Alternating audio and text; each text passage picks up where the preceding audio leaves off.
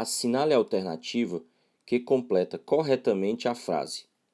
Se duas ondas sonoras de mesma amplitude e frequência que se propagam no mesmo meio com a mesma direção e sentidos contrários encontram-se em um ponto e a resultante nesse ponto tiver amplitude nula.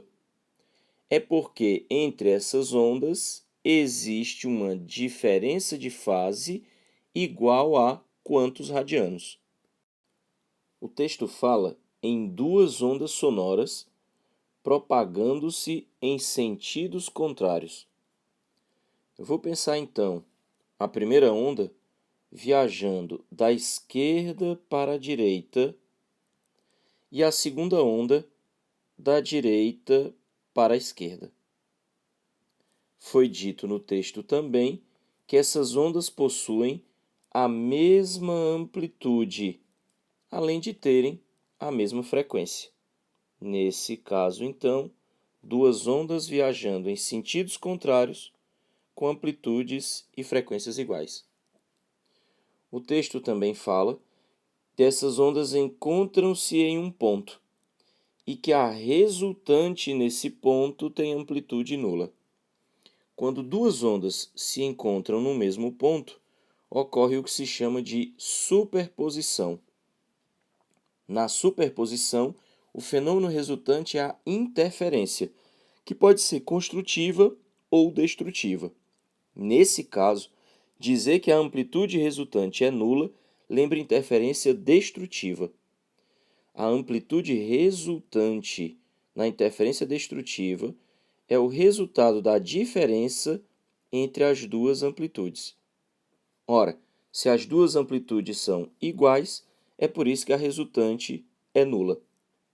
O detalhe é que a condição para que aconteça interferência destrutiva é que exista uma diferença de fase, mais especificamente que essas duas ondas que se superpõem estejam em oposição de fase. O que é que significa a oposição de fase? É quando a crista de uma onda se superpõe ao vale da outra onda. Da mesma maneira, o vale da primeira onda se superpõe a uma crista da segunda onda. Pelo fato das ondas terem a mesma frequência, isso acaba fazendo com que os nós da primeira onda se superponham com os nós da segunda onda, todos eles. O resultado dessa superposição, como eu disse, é a diferença entre as amplitudes, que nesse caso vai resultar em uma amplitude nula em todos os pontos dessa região. Sendo assim, a onda resultante da superposição de duas ondas de mesma amplitude, de mesma frequência, mas em oposição de fase, é uma onda de amplitude nula. Se nós lembrarmos que no caso de uma onda sonora, a amplitude representa a intensidade do som e que intensidade do som é aquilo que em casa, no cotidiano, nós chamamos de volume do som.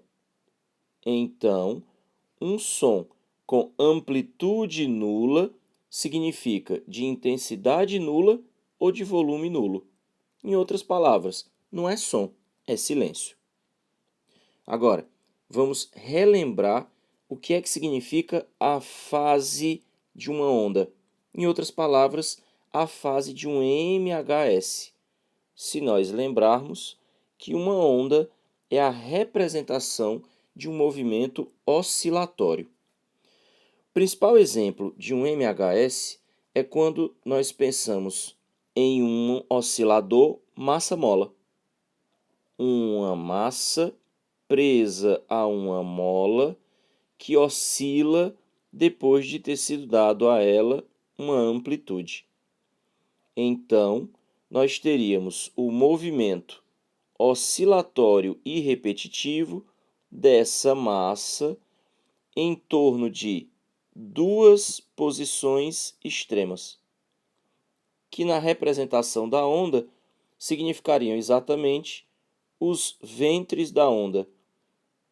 Um extremo é a crista e o outro extremo é o vale.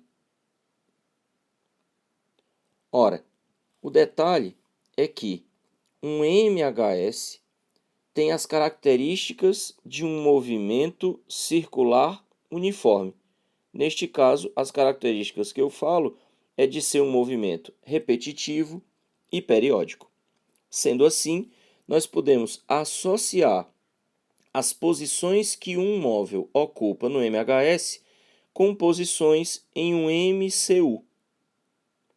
Cada posição no MHS corresponde a uma posição característica no MCU. Se nós raciocinarmos no MCU acontecendo em sentido anti-horário, da mesma maneira como nós pensamos num ciclo trigonométrico, nós podemos então ainda associarmos os valores de ângulo às posições no ciclo trigonométrico.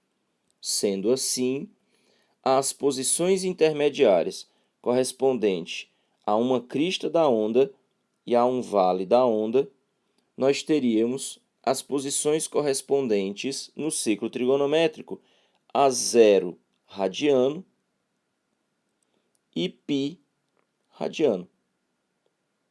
Esses valores de ângulo no MCU é o que se chama de a fase do MHS, a fase da onda. Ora, nesse caso, nós estamos falando de uma diferença de fase entre 0 radiano e π radiano. Logo, nós estamos falando de uma diferença de fase equivalente a, nesse caso, π radiano, o que nos deixaria com a resposta correta, alternativa B de bola. Agora que a gente achou a resposta da questão, vamos falar mais um pouquinho dessa história da fase. 2 pontos que eu acho que vale a pena comentar. Eu resolvi a questão pensando nessa crista e nesse vale, correspondendo então a essas posições de 0 radiano e π radiano. Entende que se eu tivesse falado com relação a 2 nós consecutivos, por exemplo, nós teríamos então a posição correspondente, nesse caso, a 270 graus, ou seja, 3π sobre 2 radiano, e a posição correspondente a esse outro nó, que no ciclo trigonométrico equivaleria a uma fase de π sobre 2 radiano. Entende que essa diferença seria a mesma de π radiano, de 180 graus. No caso do ciclo, 2 pontos diametralmente opostos.